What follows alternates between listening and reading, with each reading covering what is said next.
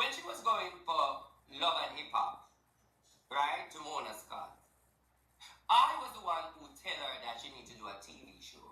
I was the one who remember I'm a spiritual advisor. I can see what's best for you. I told her to go on the show. Reason why I come up with that idea because I know she was fucking Safari. So why? She was fucking Safari from the days of Nicki Minaj and Safari. Safari come to Jamaica all the while. Wait a minute. Hold on.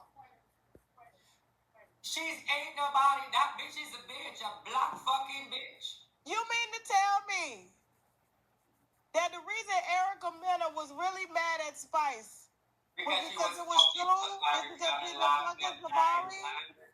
Yeah, Erica Mena, no. When I see